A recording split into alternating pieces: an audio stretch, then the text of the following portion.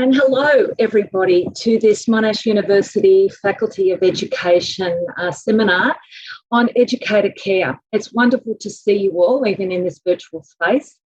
And it's great that this coincides with World Mental Health Week, which is a week to start talking about mental health issues and wellbeing, as well as World Teachers' Day, which is a wonderful day to celebrate our teachers and educators. My name is Professor Andrea Reupert, and I'm the head of the School of Educational Psychology and Counselling. The pronouns that I go by are she and her. So to start, I'd like to acknowledge country and pay our respects to the peoples of the Kulin Nations, the land on which Monash University stands, and pay our respect to elders past, present and emerging, and to their ancestors. We also acknowledge the traditional custodians of the various lands on which you may be located today, and to the Aboriginal and Torres Strait Islander peoples who are participating. So we pay our respects through our teaching, our research and learning, and to those who we are educating into the future. Now, tonight's session is about educator wellbeing and some strategies around how we might promote that. At the same time, though, we're also going to be talking about some things that will get in the way of people feeling good about themselves. So it could potentially be distressing for you and for others potentially around you who could be listening in. So we would encourage you to monitor that and seek support if you find the content now or afterwards in any way distressing.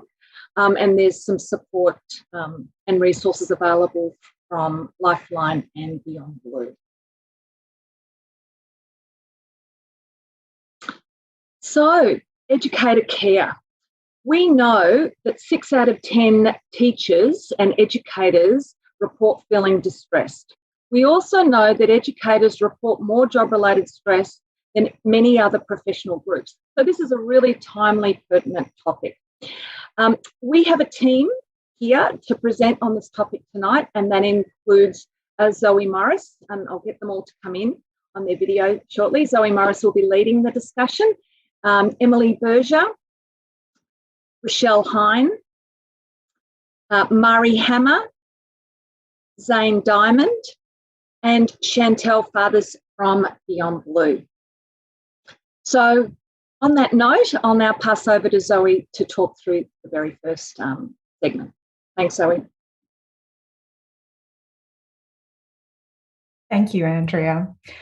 As you've mentioned, teachers have important work, and the last couple of years have seen really significant impacts on their work and the work of educators, particularly as they've maintained a continuity of learning in really adverse circumstances during the pandemic.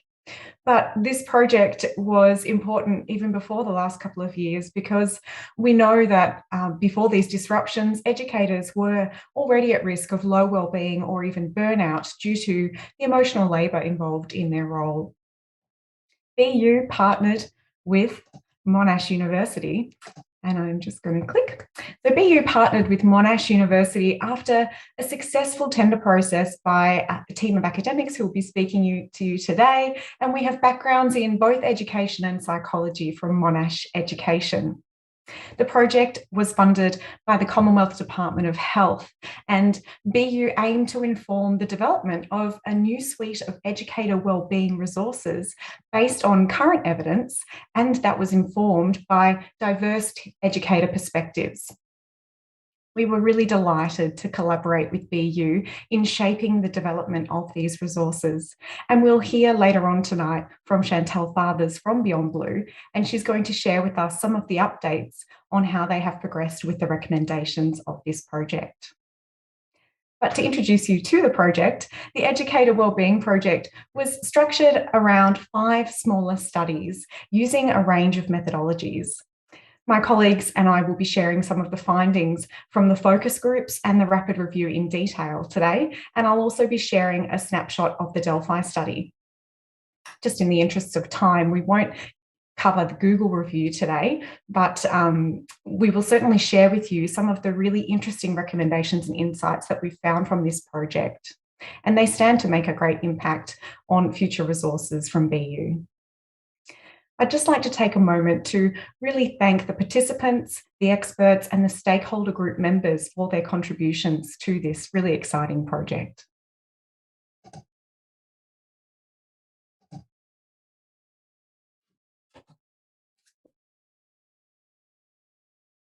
So, thinking about educator wellbeing as a concept, educator wellbeing contributes to work satisfaction and productivity, and it also demonstrates a positive influence on the child and student's wellbeing, and it can have an impact on academic achievement as well. So the research really clearly shows that the wellbeing of educators really matters.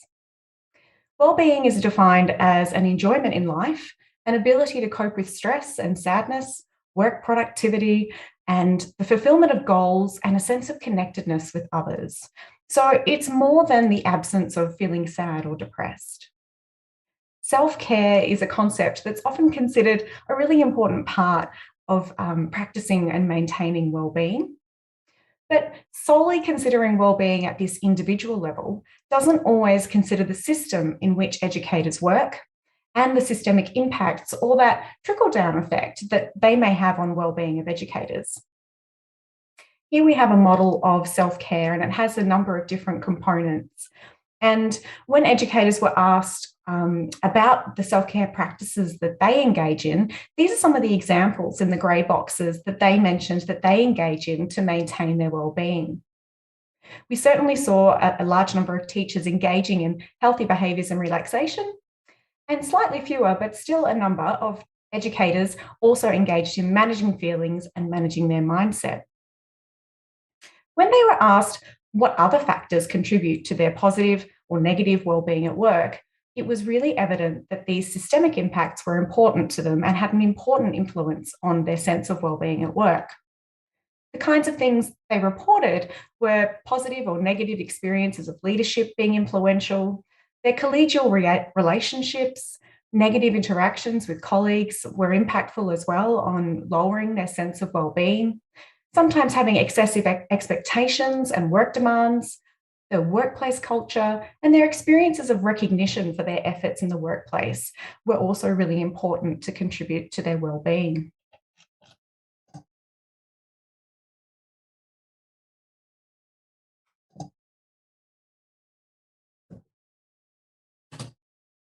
So the title of today's presentation, it mentions the concept of educator care. And this quote from a teacher was really quite powerful in sort of demonstrating our findings around the impact of the system on the individual. This teacher reported that we should be moving past the fruit bowls and yoga of practical tools and looking at the bigger ecosystem. And this quite succinctly depicts one of the key findings from the project overall, which was the notion that we really need to move beyond the notion of self-care. And by doing so, consider the larger system that sits around educators and how it impacts well-being, but also provides opportunities to support well-being. So we need a holistic approach to supporting educator well-being and to avoid burdening educators with the sole responsibility for their own well-being by only focusing on self-care. As an outcome of the project, we developed this model which shows the 6 contributors to educator wellbeing identified by the studies in the project. At the heart of educator wellbeing is the educator themselves. And at this level, self-care is relevant. But on the other levels that go beyond the individual educator, the concept of educator care becomes really important. So there are multiple contributors to educator wellbeing, including individual, but also these contextual factors. And it's important to consider educators' wellbeing holistically, but ultimately it's critical that we improve the systems in which educators work. And this is what was shown in the findings of the project. In this way, we move beyond self-care as an individual task and towards educator care, which aims to care for educators, utilising resources and stakeholders from the broader system. The dotted lines between each element represent the interrelatedness or the permeability of these contributors. For example, leadership contributes to the workplace culture and the individual educator's experience of wellbeing as well. This model also demonstrates that interventions can occur at multiple levels, sometimes even simultaneously, to support educator wellbeing. And higher order interventions, such as policy and leadership, stand to have a considerable impact on a large number of educators' sense of wellbeing.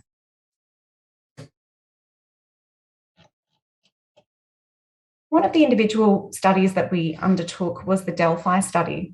So this study basically surveyed experts in the field, and these experts were defined as practitioners or educators with at least 5 years of experience, or researchers with at least 5 years of experience in the field of educator wellbeing. Or they could be a member who was both an educator and a researcher. So we undertook 2 rounds of questionnaires and with these experts with experience in the field, and we found that 75% of the respondents agreed with the following statements, indicating that these were ways that they thought could promote educator wellbeing. So collectively, the findings highlighted that educator wellbeing needs to be an ongoing effort on the part of schools and centres, and to ensure educators feel supported in the work they do. Additionally, the findings also highlighted the need to look beyond the individual or the educator-centric factors to those broader systemic factors, as I've mentioned before. And these systemic factors can really act as a barrier or foster educator wellbeing further in a positive way. Dr. Emily Berger will now discuss the rapid review results with us, and this examined the programs available for educator wellbeing, and I'll let her share more of the results with you.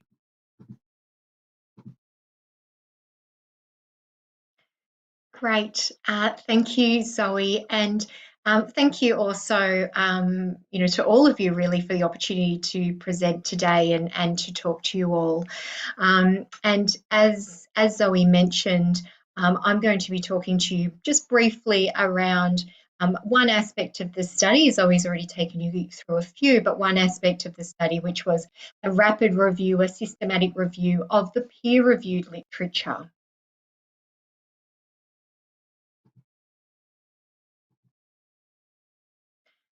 Okay, so as I said, there was a rapid review that we conducted, and from this, we found that there were, in the peer-reviewed literature, so journal articles really was what we were focusing on, we found 23 studies, so only 23 studies really, and in those there were 19 distinct programs. So some of the studies were looking at the same program, so some of the studies there was a little bit of overlap there. It's not to say that from this review there's not other programs, but we were really focused on the peer-reviewed journal article programs that are available. So we conducted a rapid review really to identify the programs that are available, to appraise the evidence, so what evidence is out there, and to summarise the key characteristics of those initiatives and programs. And that's really what I'll be doing for you tonight. So the first lot that we grouped, so we grouped all the programs into their natural groupings. And so the first was mindfulness-based programs. These were by far the most commonly evaluated types of programs, where educators were taught mindfulness-based strategies around meditation, body scanning, yoga, orientating their attention to the present moment, so using active breathing activities, physical activities or cognitive processes to engage in the engage in the present moment rather than thinking about the future or what might have happened in the past. As I said, this was the most common. So out of the 23 studies overall, there was 11 studies focusing on mindfulness. And I've noted here just the positive changes. So the positive changes were really around reducing stress, anxiety, and depression. And naturally, as you'd think, a program that focuses on focused attention and acceptance and self-compassion, they were clear findings as well. So it improved educators' ability to focus on their attention on the present moment, to accept when things go when things go bad and when things are difficult, to appraise stressful experiences as well, and also to engage in self-compassion. It's probably important to note that through this process, we found that 4 of the 11 studies showed no change in anxiety and stress. So while there were studies that showed these changes, obviously there were some studies that didn't show changes.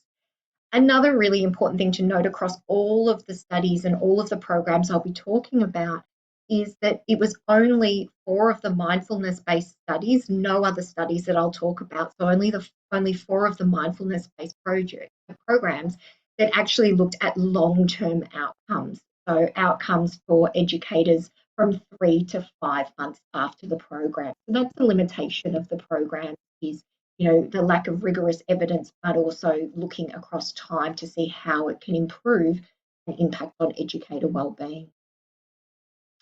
The next grouping that we had was mental health literacy, and mental health literacy, certainly in other organisations, is becoming more and more popular. And so there were 2 studies that we found and 2 distinct programs that looked at improving mental health literacy of educators.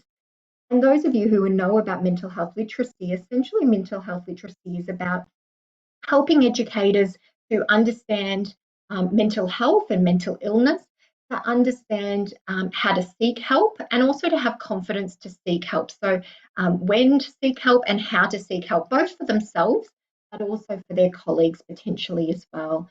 These sorts of programs also focus on reducing stigma, so normalising that people can have mental health difficulties and reducing stigma around those difficulties. Again, there were positive changes, both studies. There were only 2, but both studies showed these positive changes in terms of in exactly the way you would expect: improved mental health knowledge, improved help-seeking confidence, reducing stigma. And interestingly as well, so all of those findings are to be expected because they're the objectives of the program. But interestingly as well, the studies showed that it improved consultation, and so relationships and relating to educators and fellow educators, which was an interesting finding. The next group of programs that we grouped together, and I shouldn't say group because it was only one study that we found that looked at positive psychology.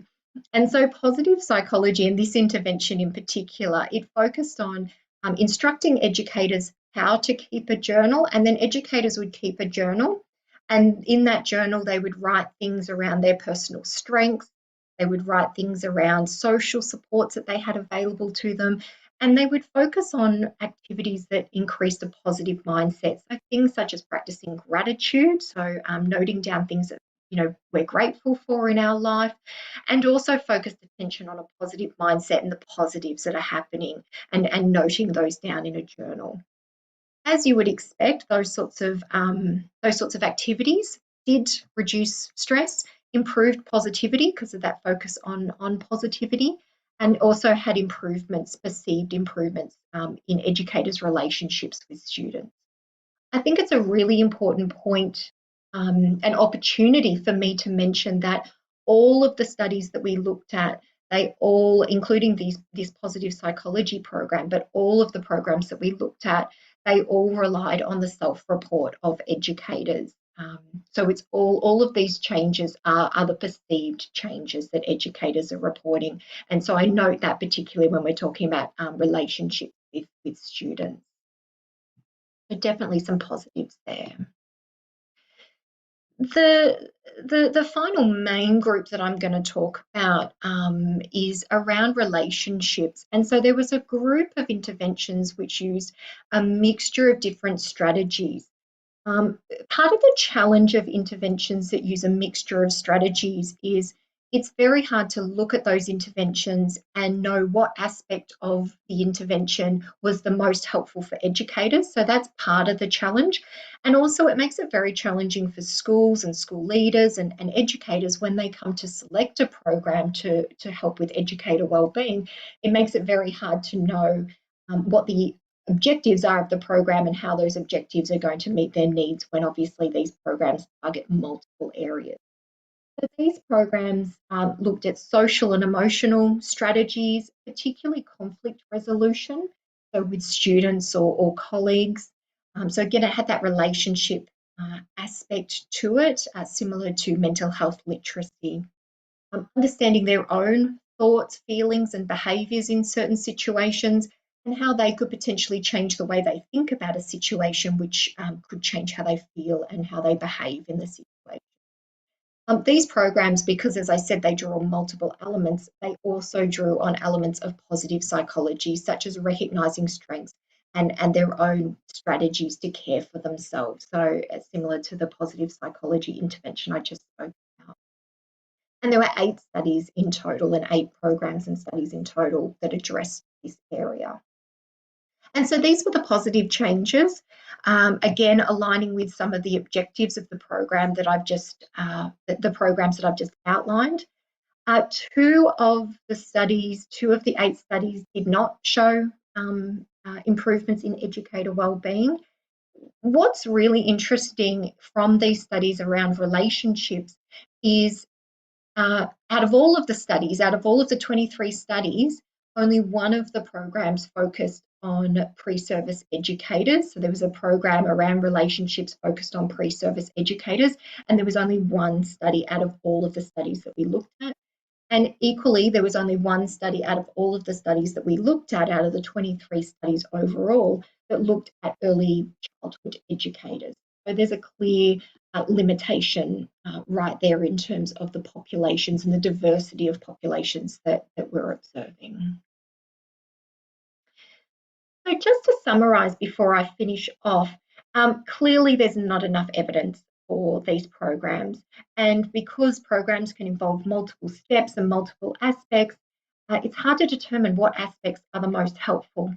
What it appears is that focused attention on the present moment, engaging in enjoyable activities for self-care, seeking support and positive relationships with other people, acceptance of challenges and setbacks, but also gratitude, optimism, and self-compassion.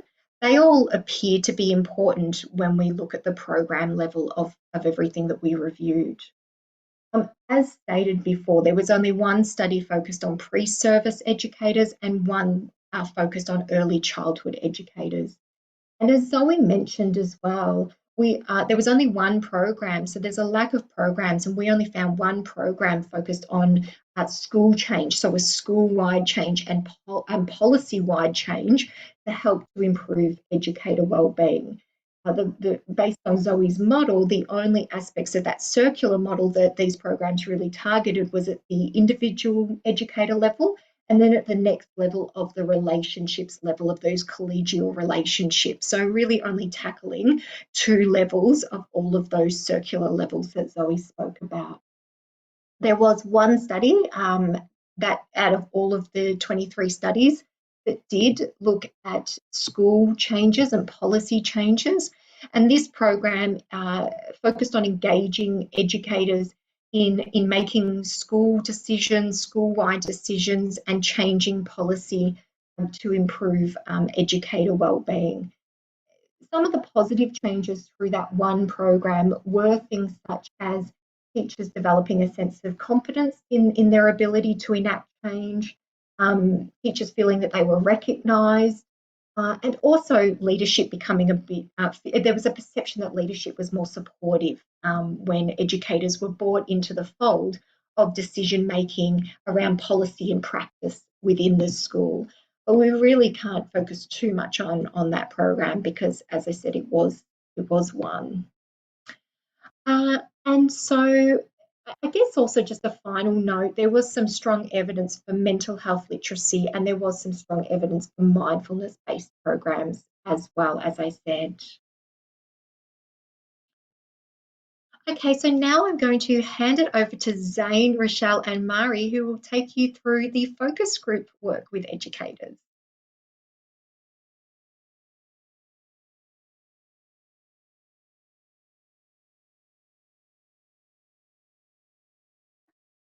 Thank you, Emily, and hello, and welcome to this evening. The first thing I'd like to do, of course, is to pay my respects to the traditional owners of country in which we are today as well. And it speaks to something of how we've approached this project, that we're talking about educator wellbeing and the diversity of needs of teachers and educator wellbeing. The work that we've done clearly shows that most of the focus is on individuals, And most of the focus is on teachers having to somehow work out how to get their wellbeing going.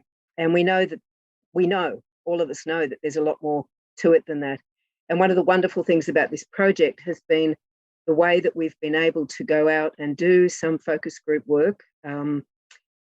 And really, really, I'd like to thank particularly the support of the AEU, the Indigenous branch under Darcel Russell's leadership, for communicating out into the Indigenous communities, to colleagues in the early years programs, to colleagues. We called on favours from all of our networks into the gay, lesbian, the lesbian, LGBTQI+ community, to the CALD community. We just tapped all of our friends on the shoulders and asked them all to come along and be involved in focus groups. And we ended up having a great response under a very trying times of COVID.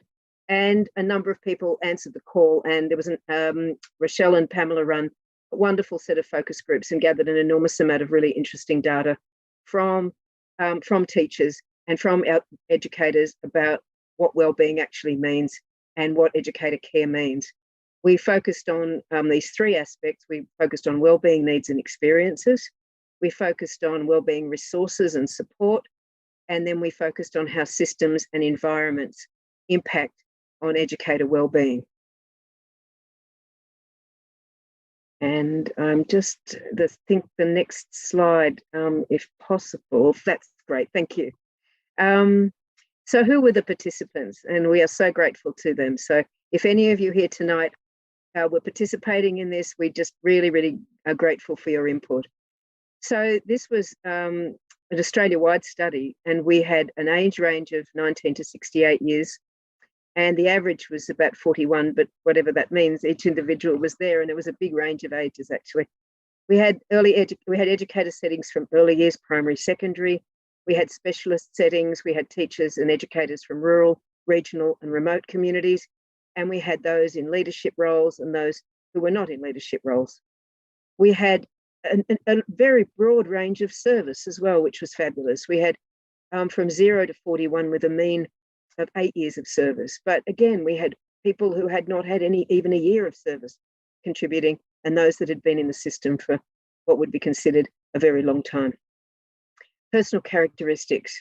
We particularly sought the voices from the diversity of communities that we knew that we needed to especially reach out to, because of when we talk about teacher and educator wellbeing, we knew that there was particular issues that needed to be brought to the foreground for Aboriginal and Torres Strait Islander educators, for pre-service, as we saw in the previous discussion that Emily gave us. The literature showed us clearly there wasn't enough work being done in that area.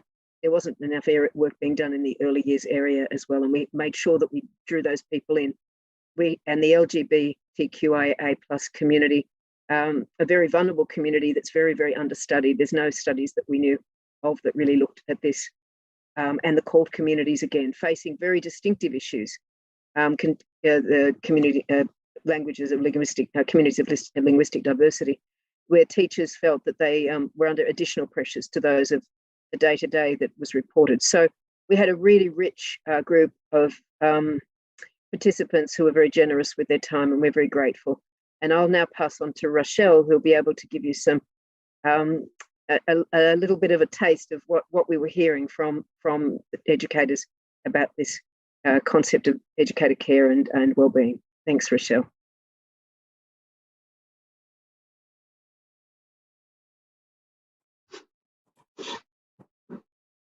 Thank you, Zane. Just a bit of a delay with the clicking there. So we found 5 overlapping themes with various sub-themes that were identified through our data analysis. Within all focus groups, we heard educators speak about the characteristics of wellbeing and under what circumstances it was generated. We heard many accounts of wellbeing compromised, with a diversity of factors impeding educator wellbeing, from individual interactions to unrealistic work demands and environments and systems that were described as toxic. This was further compounded by experiences of exclusion, microaggressions, and discrimination for educators who identified as Aboriginal, from culturally and linguistically diverse backgrounds, or as LGBTQIA+.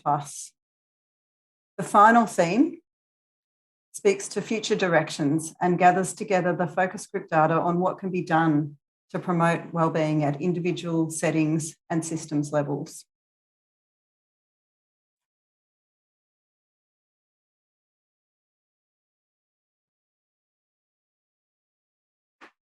This state of thriving was manifested by educators feeling energised, motivated, creative and resilient. Educators spoke of the impact of workplace wellbeing on their lives outside of work as well. And so a key indicator of wellbeing was having the energy and desire to actively engage in family roles, in friendships and other activities and hobbies. Another manifestation of wellbeing was feeling more connected to one's workplace, to colleagues and to the children or students under one's responsibility and care. Wellbeing was promoted by autonomy and choice, feeling valued and having one's skills, passions and interests recognised. It was enhanced by strong and positive leadership, which Mari is going to talk about in more detail after I'm finished. Educators really emphasised the relational nature of their roles. They spoke about how much they valued being able to work together in collegial collaborations, particularly when they were responding to the complex needs that some students and families were experiencing. Educators were clear that they were strongly motivated by wanting to contribute towards creating positive change for children who were facing additional difficulties, such as financial hardship, family violence, or mental health challenges within their family context. The frustration and distress that educators sometimes felt in these circumstances came from lacking the resources and supports that to be able to adequately intervene in meaningful ways. Signs of compromised wellbeing included feeling emotionally drained, ruminating on past events, being physically exhausted, feeling uneasy or worried about students who were struggling, feeling undervalued, invisible, isolated, and losing confidence, or at least feeling inadequately equipped to meet the demands. The quote on the right of the screen here was from a casual relief teacher and demonstrates pressure to be seen as high performing at all times and to conceal any mental health challenges. We heard quite a bit about mental illness stigma and reluctance to seek help for fear of repercussions on one's career. Educators shared fears that there could be ramifications for raising concerns or raising what could be construed as criticisms. Although they might not lose their position, some perceived that there could be consequences that might show themselves in timetabling decisions or additional responsibilities that they may be given. Toxic staff rooms were another barrier to wellbeing. An Aboriginal educator avoided the staff room at one school for months after having his Aboriginality questioned and challenged by colleagues. Educators who were early in their careers found existing relationships between staff to be difficult to break into and so felt excluded or isolated at times. Meanwhile, educators who identified as LGBTIQA+ felt unable to chat about their weekends if they thought that alluding to their same-sex partners might lead to homophobic responses. I'll briefly share some other anecdotes to illustrate this theme. And of course, the names are altered to maintain anonymity of participants.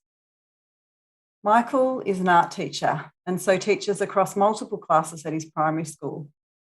At report writing time last year, he had 3 weeks to write 180 individual student reports, including photographic examples of each student's artwork, all the while continuing to do his usual teaching, of course. In this somewhat understatement, he remarks, "I was grumpy for 3 weeks." Many educators in all settings spoke of regularly working additional hours, late into evenings, and dedicating a significant amount of time to work on weekends, having no life. Although they were all well aware that this is not healthy, There was also a mental health cost if they didn't do this preparatory work. As one secondary teacher shared, that it makes me anxious. At the same time, if I don't do the work, then I'll look like an idiot in class. I pride myself on being a very organised teacher. The competitive nature of secondary education was highlighted as being counterproductive to both student and educator wellbeing. If the aim of education is to support all students to attain a base level of competency, then some educators questioned why so much time and effort is taken up with teaching to tests and exams. The impact of this pressure was sometimes further intensified by the attitudes of school leaders who may prioritise test results over staff and student wellbeing and, to enhance the school's reputation. And the publishing of results, namely NAPLAN, which creates competition between the schools, was viewed very negatively in this context. Early years educators emphasise the impact of emotional labour on wellbeing. The caring role is by necessity enmeshed with the educator role for people in those settings. And so, as well as scaffolding learning, early years educators are providing nurturing, feeding infants, putting them to sleep and comforting them when they're upset. This in itself takes a toll, and one education leader identified that while there are evidence-based resources that have been created to mitigate this emotional toll for other professional groups, such as paramedics, she was unable to find specific resources developed for the early years sector. Educators working in specialist settings spoke of the significant amount of interpersonal violence that they were subjected to and the normalisation of this. They felt that this leads to tokenistic responses to when they experience critical incidents. And they also shared some of the difficulties encountered when casual relief teachers didn't have specialised skills to manage the challenges of this setting. They advocated for increased training in this area to improve safety of all and learning outcomes for the students. Rurally based educators reported feeling as though they could never switch off from their work. Being based in a small community could mean things like increased visibility, more pressure to be professional and formal in the neighbourhood or at recreational events. And it could also mean having a student put your groceries through at the local supermarket checkout and having unscheduled parent-teacher interviews in the car park. So although there were a vast range of substantial stresses that impact on educators, it's not all doom and gloom, thankfully. So happily, educators were also able to share plenty of examples of simple acts, policies, and cultures or systems that they had experienced that created a sense of wellbeing and support. On an individual level, educators identified that the elements that support all of us to maintain mental health are important to them as well. And Zoe spoke about these right at the beginning. So things like exercise, a nutritious diet, and using holidays to unwind were some of the things that were mentioned. Some participants described the personal boundaries that they had set for themselves to help maintain a work-life balance. This included leaving the workplace by a specific time, limiting the amount of planning and administrative work completed at home, and defining times when they would be comfortable to respond to emails rather than being on call 24/7. A number of participants described wellbeing days that were held at their workplaces. Some valued these days as opportunities to develop relationships with colleagues outside of workplace roles and to promote belonging. Educators shared examples of positive wellbeing that emanated from satisfaction and meaning and purpose with their role as well. Satisfaction was derived when educators felt that their efforts were making a tangible difference to the educational outcome of their learners. They described the thrill that they got from witnessing students in that light bulb moment of learning.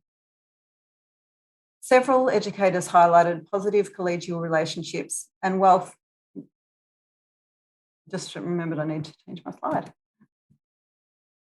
And positive collegial relationships and well-functioning teams as being a source of satisfaction and enjoyment.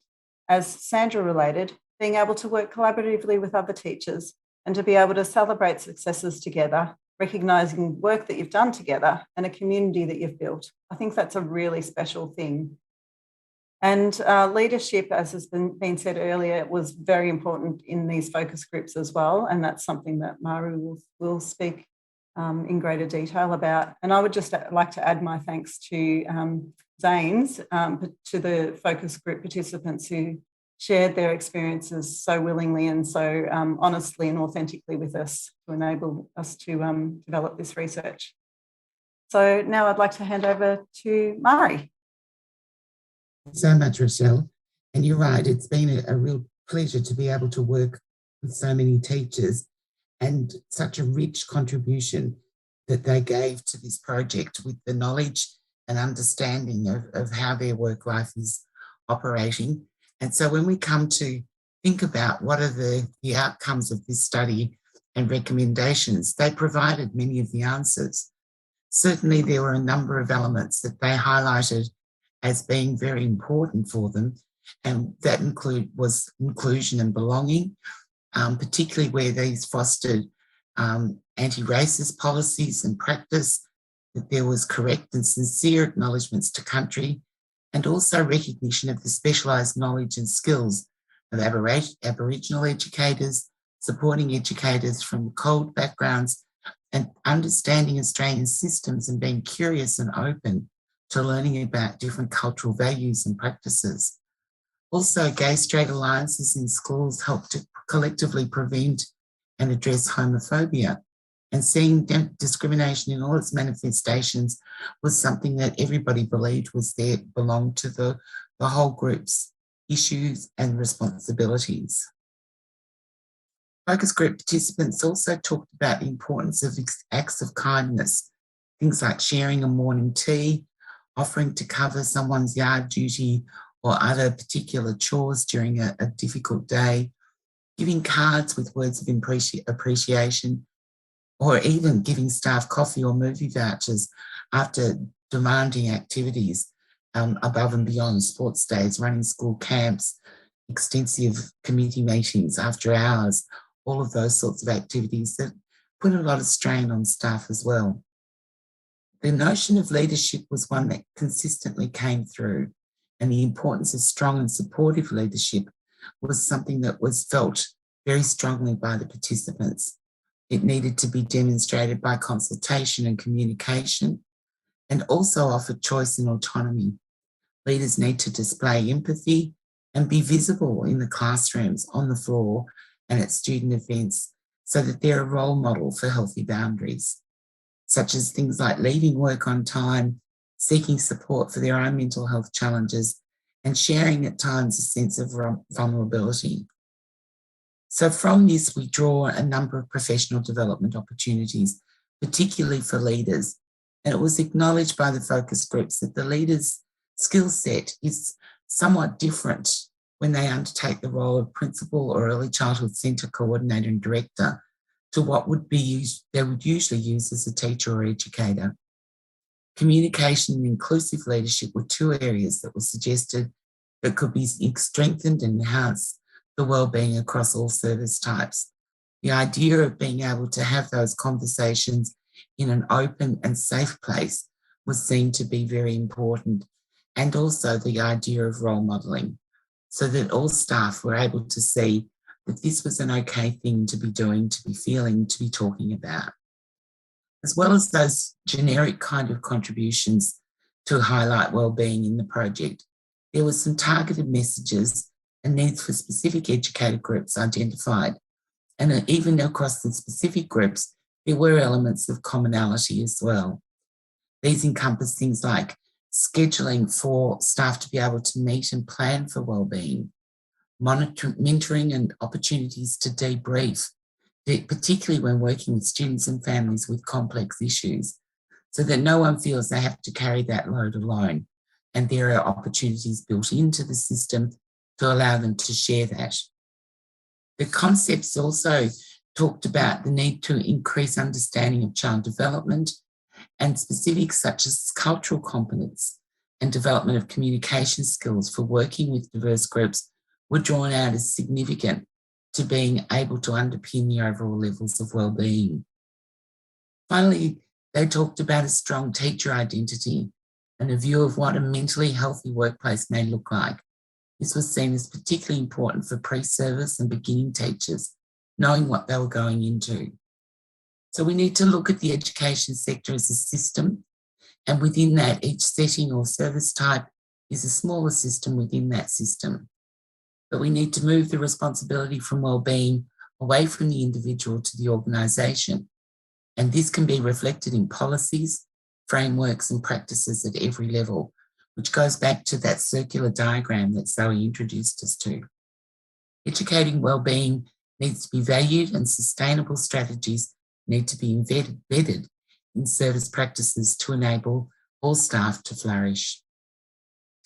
And now we move to Chantel Fathers from Beyond Blue to bring us all to a conclusion. Thank you, Chantel. Thanks, Mari. And I just want to say thank you to the team for inviting me to join you this evening. As Andrea and Zoe mentioned, I work for Beyond Blue on the BU framework, which is funded by the Commonwealth Department of Health. In my role as a project manager, I lead the content development for our educator wellbeing work. BU is led by Beyond Blue, but I would be remiss not to mention that we work in partnership with Headspace and Early Childhood Australia, or ECA, who play an important role in this project as our delivery partners, and they bring the insights that they have of their educator experience. So to give some context around the BU community, the framework was launched at the end of 2018, and we have been continually developing since then. It is freely available to all Australian educators, early learning services and schools.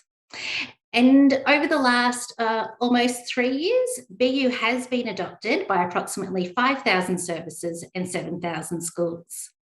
We also have over 140,000 individual registered users. However, many of the resources we provide are available to anyone who visits the BU website, including people who don't register for an account. So in reality, we expect that the number of educators who engage with BU could potentially be much greater. The project with the Monash team has been really valuable in shaping BU's approach to educator wellbeing. The research and the strategic approach document that they developed for us marked the end of the first phase of the project, which we refer to as the discovery phase.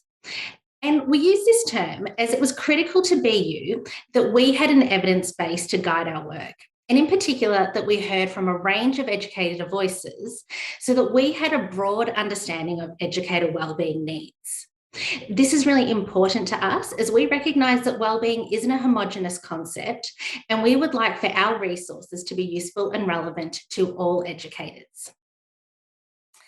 The strategic approach really reflects the rigour of the research.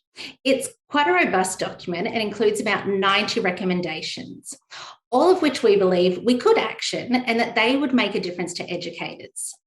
So as a team, we took some time to consider this and think about how we could best meet the needs that were identified.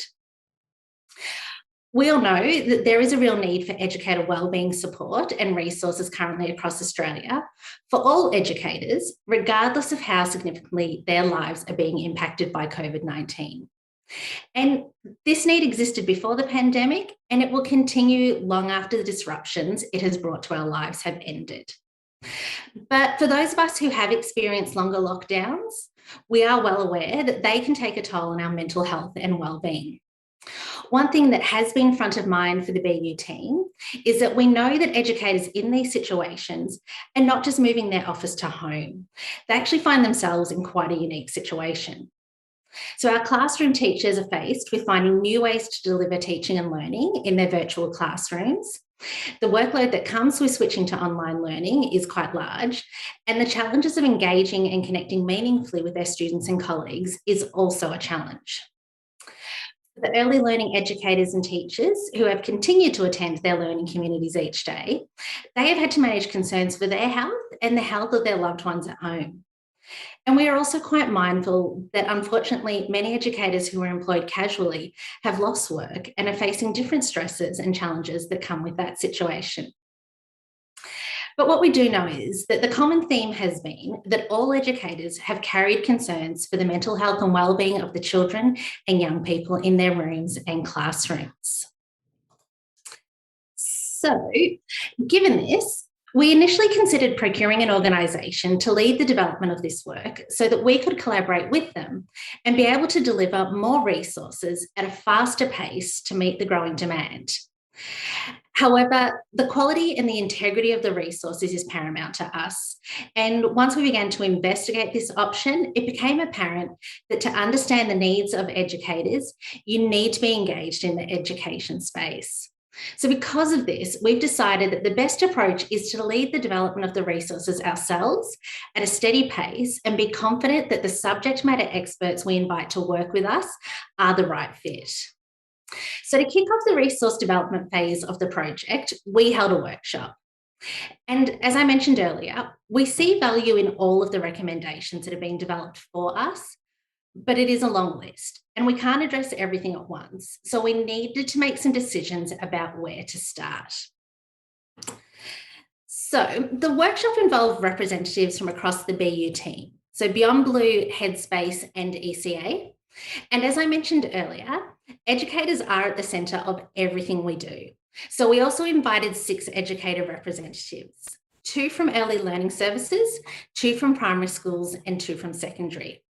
And our aims in this workshop were to identify the recommendations that would be our initial focus and then to identify the resources that we would develop to address these. Before the workshop, we shared the strategic approach document with each participant and we asked them to complete a simple rating system for each recommendation so we could start to narrow down the list. Not surprisingly, this was really challenging for the group because, like us, they also saw the potential the recommendations had to positively impact educator wellbeing. There was a lot of discussion in our workshop and some struggle to narrow down the list, but some key themes did emerge. So the first of these was leadership. There was a shared sense that leaders' own wellbeing needs to be addressed, and this was for a couple of reasons.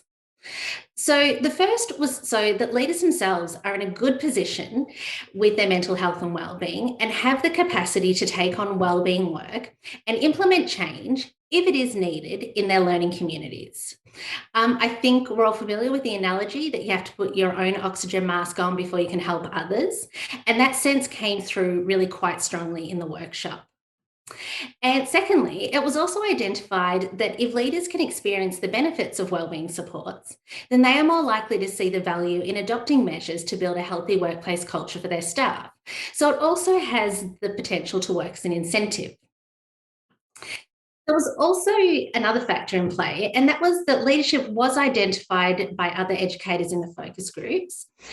And that was for the ways that it can positively and negatively impact wellbeing. So this led to the selection of recommendations around leaders' ability to build supportive cultures, positive communication and consultation, and building trust in teams. Another theme was the changes in the culture of learning communities. And this included changes that need to be encouraged and modelled from leadership, but also that need to be adopted from the broader staff. So this included recommendations like making help seeking a norm, understanding that wellbeing is a shared responsibility between individuals and learning communities, setting professional boundaries, and cultivating respectful relationships.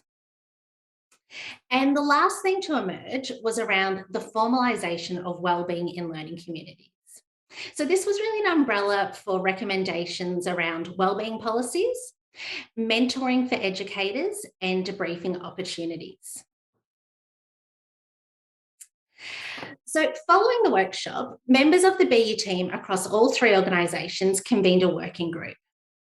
And we identified some resources that we think can encompass many of the recommendations I've just outlined, but also open up the opportunity to review the longer list and include some of those too.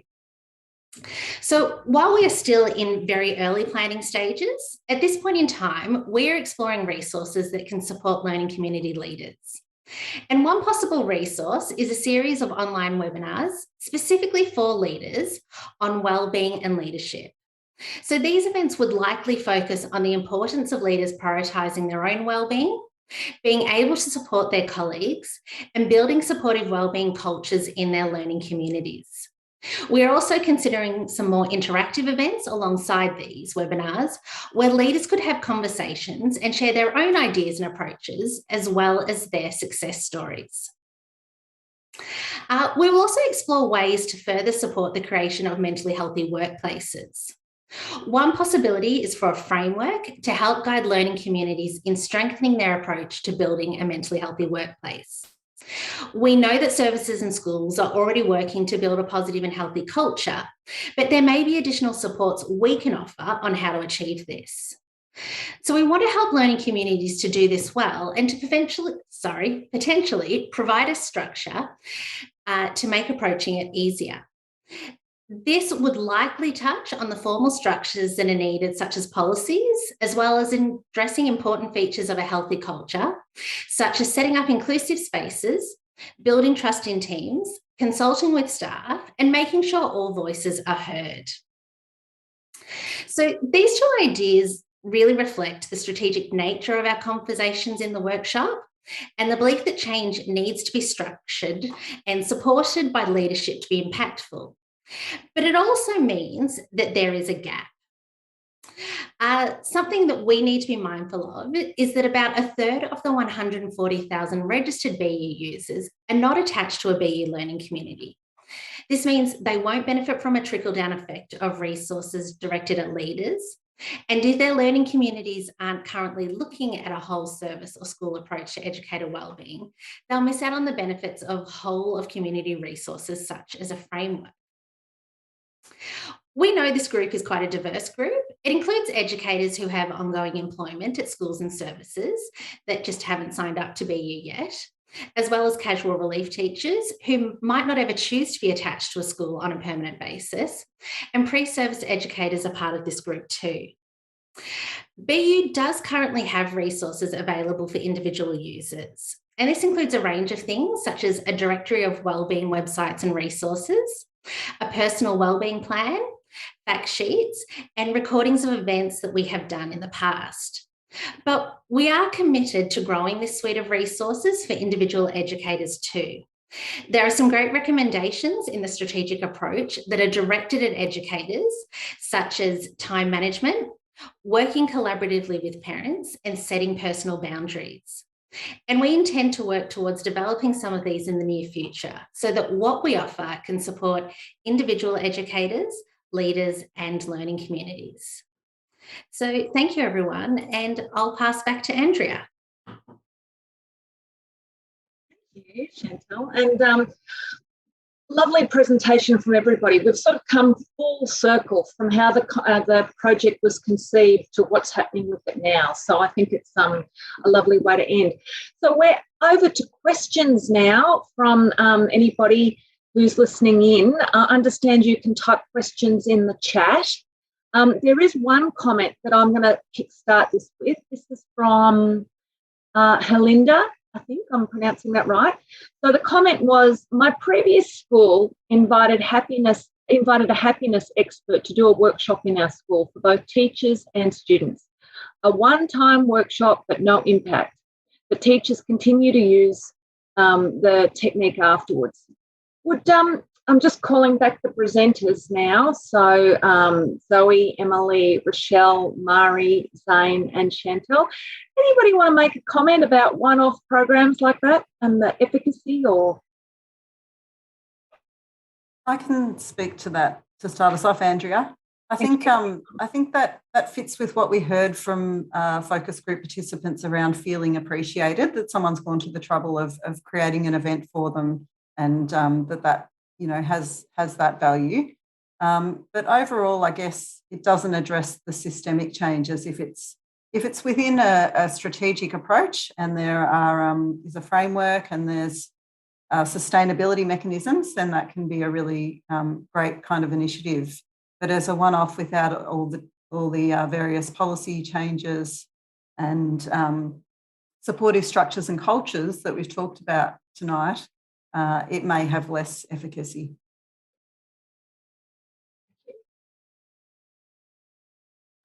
Another question here from Lisa Hunter.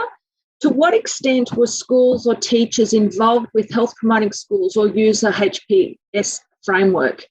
Yeah. So anybody want to comment on that one? So I think I would say that that teachers and educators were involved. We weren't using a health promoting schools framework per se, but we were definitely going to, in our focus groups, going to educators from a variety of different settings and characteristics and so on. I might throw to Grace or Tess or Chantel to ask some other questions because I can't keep up. Okay, so the first question I've got here is, I'm a school leader and I'm not sure what I can do for my school to best support my staff. Any ideas?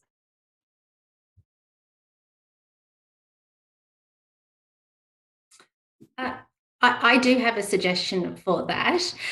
And I think the first thing that you should do is that you should consult with them and you should ask. I think that the people that have the best idea of what is impacting their wellbeing are the educators themselves, and they're going to give you the best information about how you can help them address that and what the issues are for them. And you should also come to the BU website and see what resources we have to support you with that. Great response. And I mean, there are so many resources on that BU site, and I really strongly recommend people checking those out, both for an individual level, but also for a early childhood or school level as well. Grace? Okay, so I've got a question here about for early childhood teachers. So I'm in my first year as an early childhood teacher and I'm drowning. Do you have any suggestions for me? Yes, certainly a life buoy.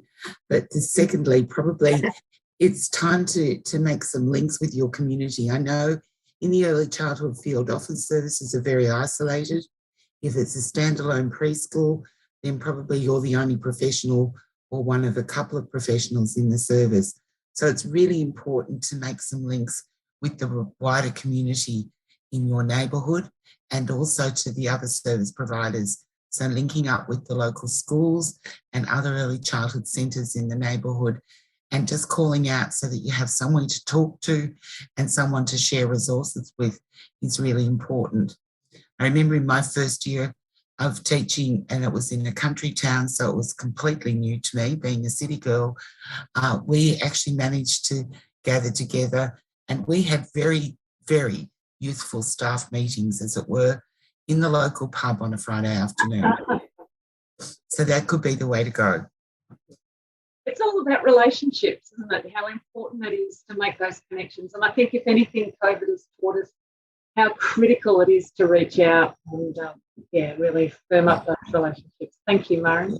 Can I just add, one of the focus group participants talked about a type of communication book that was in their service and you know, a communication book around students or infants and children's development and what's being done is very normal in those settings. But this was a communication book that was about people's emotions and how they were travelling. And if someone wasn't feeling great on a day, they could just write something and then they didn't have to voice it.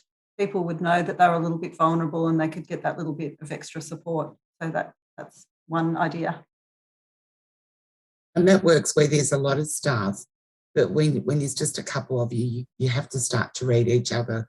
I mean, another strategy we had was that someone would take a little time out and do the washing up of the dishes after morning tea, because water play for grown-ups is just as valuable and soothing as water play for children. Excellent. Okay.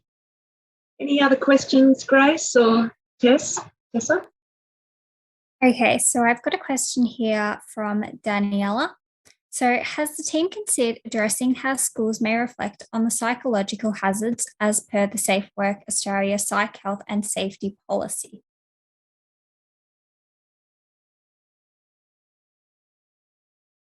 No. And I suppose that was because the project didn't really look at some of those. We didn't look at policy documents per se. That wasn't part of our brief. We were looking at research, evidence-based interventions. Yeah, I'm not sure if anybody else would like to. I think I've seen the Safe Work Australia Psych Health and Safety Policy as well, and it addresses things like bullying as well. Zoe, do you know more?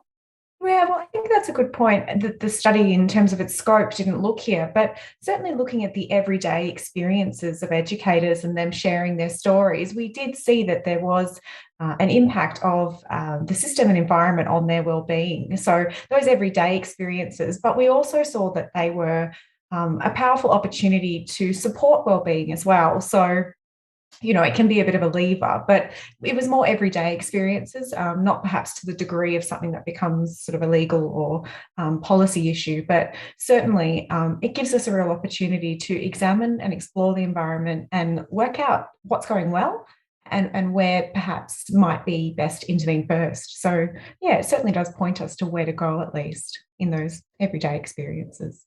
I think it's sort of indicative of the field a bit too. It's quite a scattered field, and different people have different opinions or documents and things. And I think part of, and I'm looking at you, Chantel, but part of your brief will be to sort of try to integrate some of those things as well and try to provide some sort of navigational tool. I don't know. Yeah, and I think it might be helpful for Danielle to know that at Beyond Blue, we follow a model called the integrated approach, and that's a three-pronged approach. And that looks at preventing harm as well as promoting the positive and managing illness. So that ties into what you're asking a little bit as well. And that's a consideration that we will have as we bring the educator wellbeing work forward.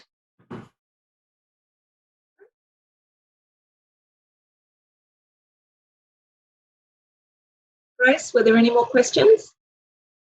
Yeah, so the next question, I've got a comment here from one of our audience members. So as a Masters of Teaching PST, I find there is still a lack of awareness / appreciation for that role, at least in early years centres, where the majority is in cert / diploma. So we were wondering, on behalf of this commenter, so what can people do to increase awareness for this cohort? Did your study include people with this education background? Let's throw to Mari again. Hey, thanks. The study looked specifically at teachers, and so we didn't go to diploma or certificate trained staff who act in the supporting and collegiate role in some of the early childhood centres. But in thinking about this idea of what can we do to increase awareness, that's an ongoing issue for teachers. And you may remember in the recommendations, there was a comment about the importance of a strong identity of teachers. And that comes as much from ourselves as from the community. But particularly in early childhood, it's so important that we're proud of what we've achieved. We're proud of our qualifications and that we're not overly modest and humble about those things. So it's really critical to make a point of what have you done, what the hard work that you've put in your pre-service training and how you've managed to be successful to bring another dimension to the work that goes on in the early childhood centre. And quite frankly, I think you should be hanging your piece of paper up on the wall in the foyer. I know that you go to nail salons and they've got their piece of paper up on the wall. And so teachers should be just as proud of their achievements and their academic qualifications.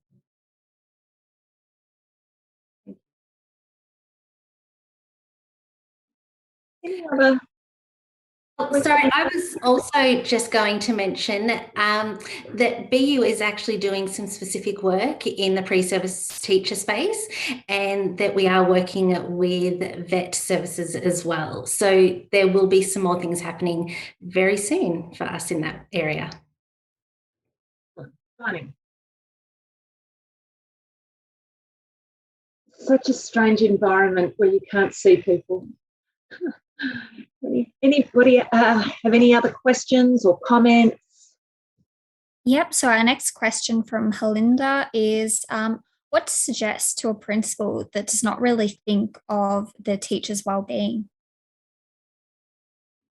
I didn't quite pick that up. Oh, did you get that? I was thinking about this in terms of buy-in from leaders and principals. And I think as we've spoken about, you know, and a few of us have spoken about that second layer of Zoe's model of relationships and working with colleagues in collegial relationships.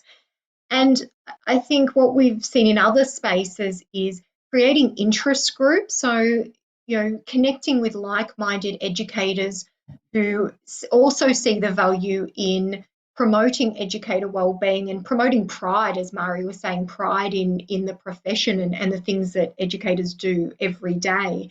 And so quite often, you know, different sorts of programs will talk about champions, so creating a champion group. And so that can be simply where things start to stir up interest and ideas and thoughts around educator wellbeing. And then that might catch fire and feed on into leadership and changes across leadership. So it can start small, and it really does. It needs champions to keep things going, because I think we all know how hard it is to have an idea and then to keep things going in schools with all of the competing responsibilities, and particularly with COVID increasing the responsibilities. So a champion group, I think, is a really lovely idea. I'd just like to add to that too, that I think, you know, principals and education leaders have it tough. They've got a lot of responsibilities. They're responding to a lot of competing interests. And some of them will think that curriculum is perhaps more important than wellbeing, and that's where they'll put their priority. And I think it's important then to gently educate people around the interconnections between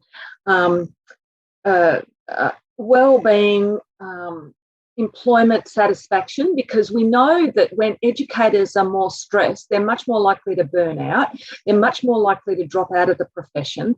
And that's not good for schools. That's not good for our early childhood centres. So I think if we can educate the community and our leaders around some of the links there, and also the impact that wellbeing and conversely the opposite of that, stress, has on teaching.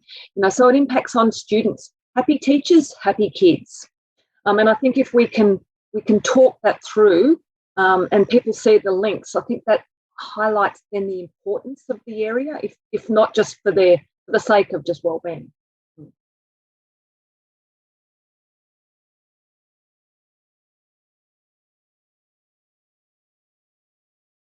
Okay, so the next question I've got from Lisa Hunter. In terms of your mindfulness findings, can you talk to the differentiation in MBSR versus Buddhist practices being used in schools? I can talk a little bit about that one, and other people might want to jump in as well. MBSR is, I've just found out, mindfulness-based stress reduction. Thank you, team. Basically mindfulness. Okay, so I've done a lot of study and work in this space, and I've also been fascinated about how, I'd have to say, a concept of quasi-mindfulness gets thrown around like a bit of a bouncing ball. And as we found in our findings, I think a lot of pressure has been put onto teachers and professionals generally, using mindfulness as a little bit of a way of, well, if it's really, really bad, then just meditate and it'll all go away. And it's really interesting how it's in my world, it's very much an abuse of a cultural concept of meditation that was developed through years and centuries, 2,500 years actually of Buddhist practice. So the way we adopt and scale up concepts like mindfulness has to be at the fundamental of how we analyse these things about mindfulness practices and their efficacy. We know that awareness practices work. We know that watching things like the breath and things like that work. We've known that, when it's been known for 2,500 years in many cultures. As it comes into the West and as it's being brought into schools, we're seeing, with Emily was talking about those papers, and maybe Emily, you wanted to pick up on a little bit of this, but what we've got to be careful of, what we found in over and over again, what we were hearing was that you've got to be careful of that not just being the self-care thing that a teacher has to do or an educator has to do. And I think also for children, there's been a lot of pressure on children to then, oh, well, if you just learn to meditate, then there won't be any troubles in the class. I think we've got to be really careful of these ideas that are, magic wands that are supposed to come in and make us all more, peace and love and harmony. we've all got the capacity as humans, but we've also got the capacity for the reverse. And I think that mindfulness can sometimes really be a pressure on teachers. But I think maybe, Emily, you wanted to pick up on in terms of the studies, what you felt about mindfulness and these sorts of inherited or adopted practices. Absolutely. And I would just second what you're saying, Zane, in relation to, making sure that programs don't become a burden, and part of looking at these programs was looking at the fact that we're going to implement a program that's going to take more time away from educators when we know that educators are time poor, and also creating pressure as well, as you said, Zane. So creating pressure, I'm not doing it right, or mindfulness, takes a lot of practice and time, as Zane's alluded to. And so putting pressure on educators to feel that they're not doing things in the right way or practicing enough, or simply just taking away time from other aspects. Mindfulness-based stress reduction was, because as I said, there were 23 studies and 19 programs. Part of that was because there was a lot of mindfulness stress reduction programs built in there. So that was one of the most common.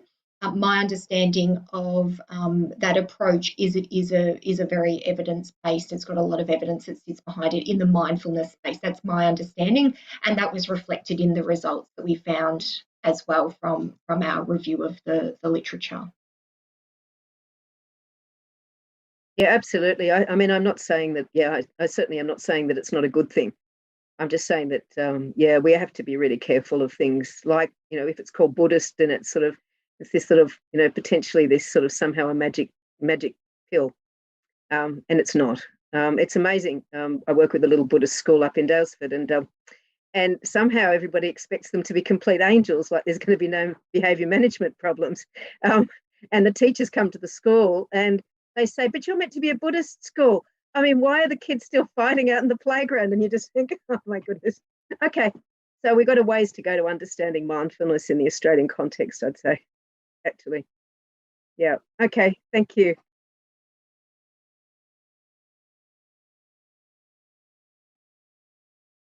Grace, were there any, or Tessa? Okay, so second last question from the audience. How would leaders build a sense of connectedness in the COVID-19 context, if someone wants to tackle that one? I'm not necessarily sure about connectedness, although I think it'll give my colleagues a little bit of time to think about that, and I'll certainly think about it. We have been, on a side, we've been very interested in educator wellbeing generally, but obviously in the context of COVID. And I think, as some of my colleagues spoke about in their presentations, COVID-19 has amplified difficulties, and I guess amplified a lack of connectedness as well, and school connectedness for young people, but I would imagine also for educators. So in terms of increased responsibilities, educators have also spoken about real anxiety and worries about how they're going to maintain their own health, maintain the health of their children as well, so going into early childhood settings and then going home, for example, but also equally the health and well-being of their students, and that obviously is at the forefront of their mind. So I only wanted to add and emphasise, I think, what was slightly emphasised before, in that COVID-19 has really amplified some of those wellbeing concerns, or a lot of those wellbeing concerns that we knew were there before. I don't know if anyone's thought of a response in relation to connectedness to pick up on there.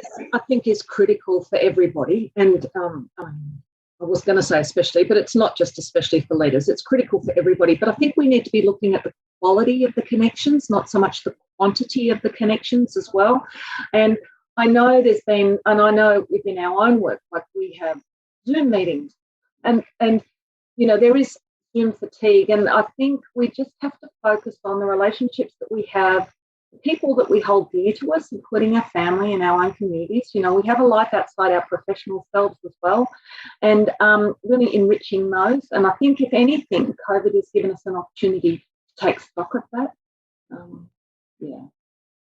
think that's a good point, Andrea. I think with connectedness, with COVID, educators have been so busy as well, if these connectedness strategies to improve the sense of community take more time away, that can be a burden as well. So we need to think about what the preferences are of the educators, what might be meaningful for them. And you could even, survey staff to see what they might like, because every school and centre will be different in terms of the needs of the staff. But I'm also thinking that you also need to remember the vulnerable groups, and maybe sometimes more personalised connectedness can be important.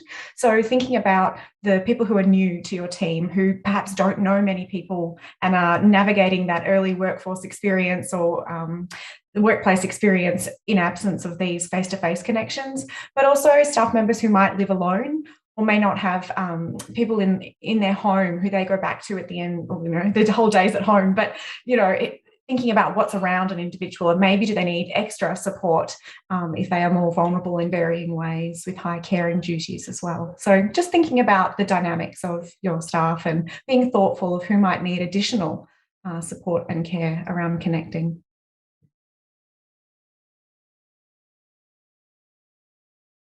Okay, well, our final question we have for all of you is from Philippa. Is there a way for us to become more involved with your research?